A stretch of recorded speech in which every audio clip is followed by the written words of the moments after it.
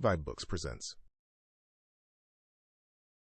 Oliver Twist, Chapter 13, by Charles Dickens. Chapter 13. Some new acquaintances are introduced to the intelligent reader, connected with whom various pleasant matters are related, appertaining. To this history, "Where's Oliver?" said the Jew, rising with a menacing look. "Where's the boy?" The young thieves eyed their preceptor as if they were alarmed at his violence, and looked uneasily at each other, but they made no reply. "What's become of the boy?" said the Jew, seizing the Dodger tightly by the collar and threatening him with horrid imprecations. "Speak out, or I'll throttle you!" Mr. Fagin looked so very much in earnest that Charlie Bates, who deemed it prudent in all cases to be on the safe side, and who conceived it by no means improbable that it might be his turn to be throttled second, dropped upon his knees and raised a loud, well-sustained, and continuous roar, something between a mad bull and a speaking trumpet. "Will you speak?" thundered the Jew, shaking the Dodger so much that his keeping in the big coat at all seemed perfectly miraculous. "Why, the traps have got him, and that's all about it," said the Dodger sullenly. "Come, let go of me, will you?" And swinging himself at one jerk, clean out of the big coat which he left in the Jew's hands, the Dodger snatched up the toasting fork and made a pass at the merry old gentleman's waistcoat, which, if it had taken effect, would have let a little more merriment out than could have been easily replaced. The Jew stepped back in this emergency, with more agility than could have been anticipated in a man of his apparent decrepitude, and, seizing up the pot, prepared to hurl it at his assailant's head. But Charlie Bates, at this moment, calling his attention by a perfectly terrific howl, he suddenly altered its destination, and flung it full at that young gentleman. "Why, what the blazes is in the wind now?" growled a deep voice. "Who pitched that ear at me? It's the beer, not the pot, as hit me, or I'd have settled somebody. I might have knowed, as nobody but an infernal, rich, plundering, thundering old Jew could afford to throw away any drink but water, and not that unless he'd done the river company every quarter. What's it all about, Fagin? D me, if my neck-handkercher ain't lined with beer. Come in, you sneakin' warmint. What are you stopping outside for? As if you was ashamed of your master. Come in." The man who growled out these words was a stoutly built fellow of about 35, in a black velveteen coat, very soiled drab breeches, lace-up half-boots, and gray cotton stockings which enclosed a bulky pair of legs with large swelling calves. The kind of legs which, in such costume, always look in an unfinished and incomplete state without a set of fetters to garnish them. He had a brown hat on his head, and a dirty Belcher handkerchief round his neck, with the long frayed ends of which he smeared the beer from his face as he spoke.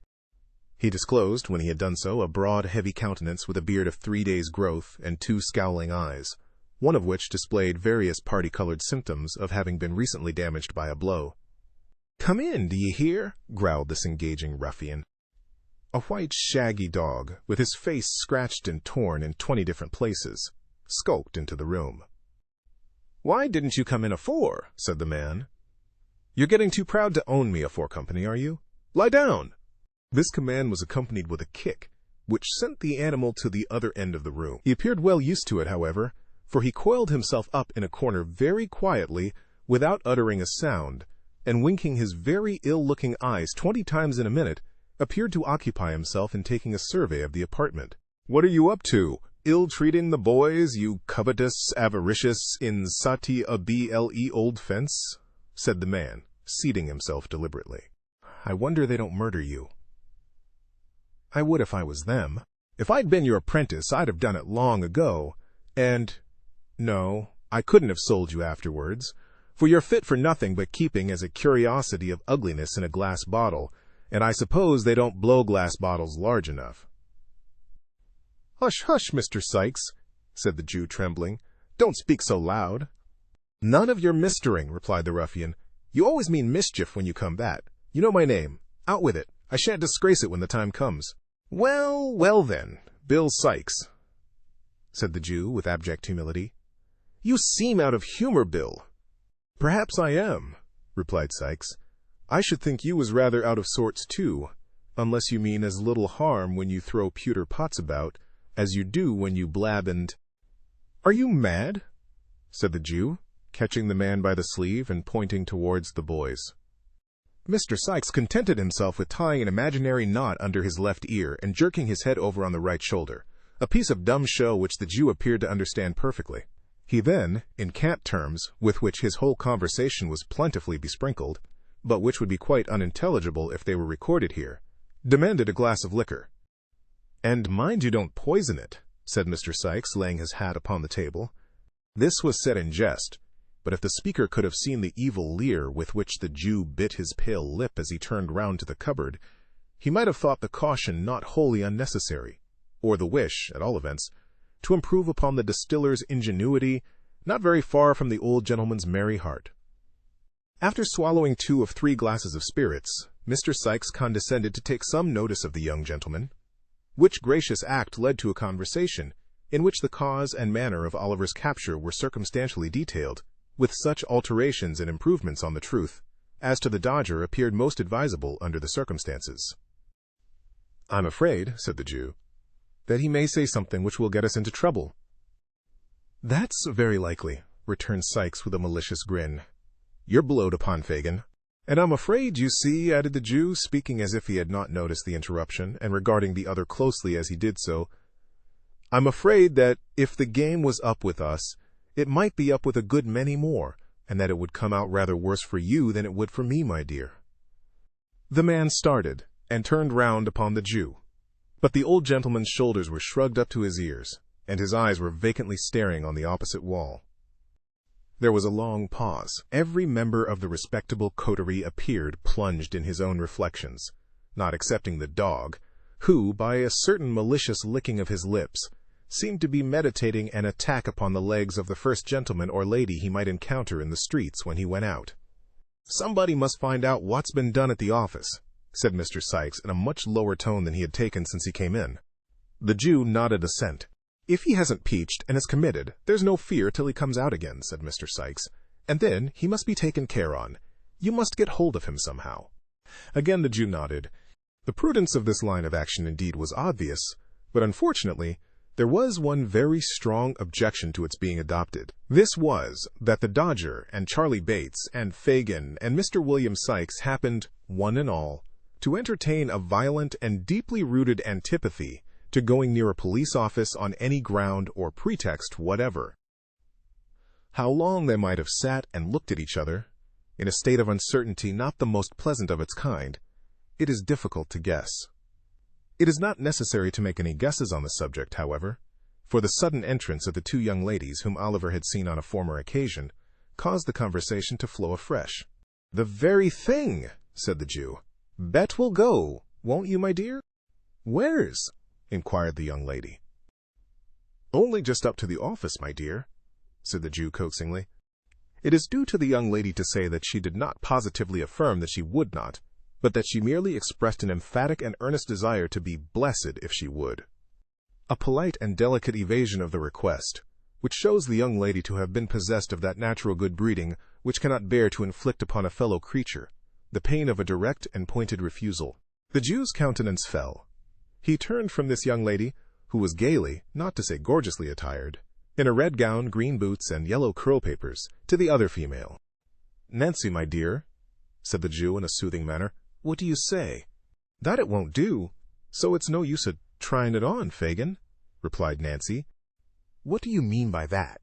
said Mr. Sikes, looking up in a surly manner. "What I say, Bill," replied the lady collectedly. "Why, you're just the very person for it," reasoned Mr. Sikes. "Nobody about here knows anything of you." "And as I don't want 'em to neither," replied Nancy in the same composed manner, "it's rather more no than yes with me, Bill." "She'll go, Fagin," said Sikes. "No, she won't, Fagin," said Nancy. "Yes, she will, Fagin," said Sikes, and Mr. Sikes was right.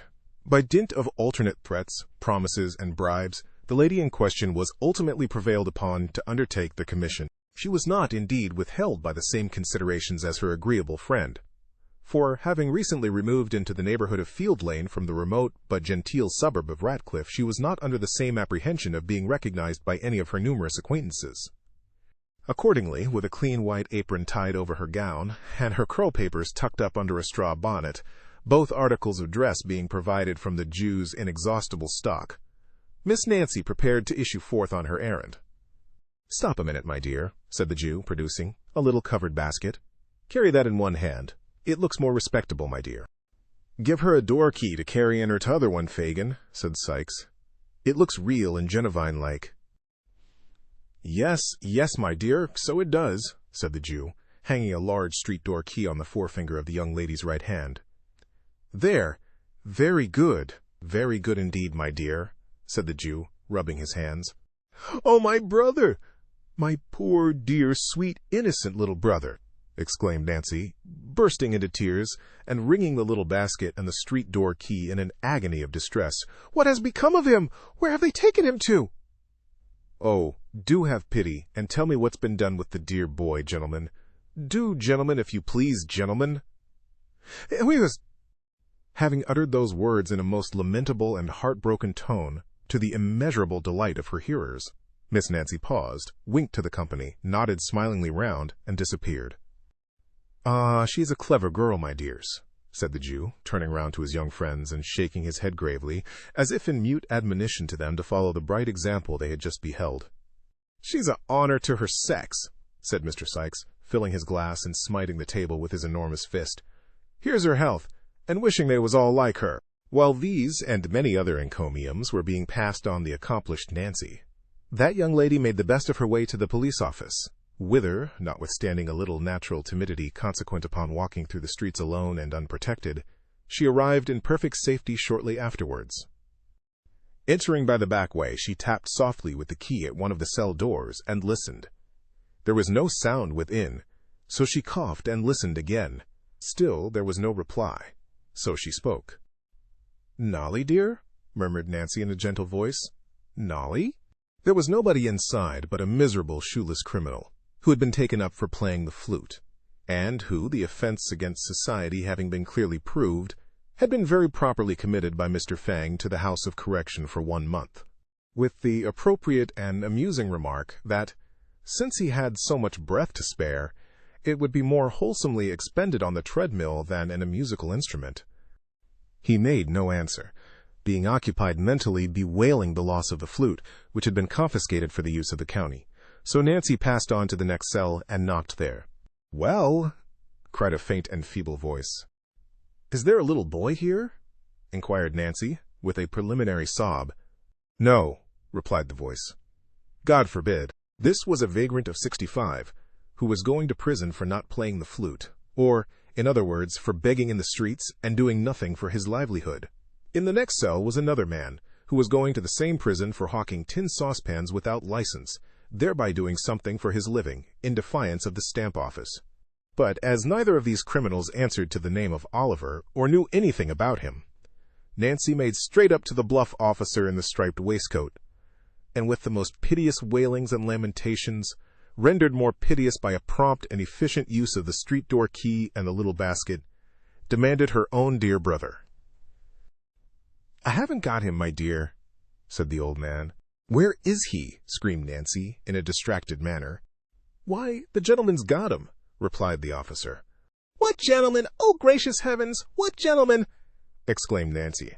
In reply to this incoherent questioning, the old man informed the deeply affected sister that Oliver had been taken ill in the office and discharged in consequence of a witness having proved the robbery to have been committed by another boy not in custody, and that the prosecutor had carried him away in an insensible condition to his own residence, of and concerning which all the informant knew was, that it was somewhere in Pentonville, he having heard that word mentioned in the directions to the coachman.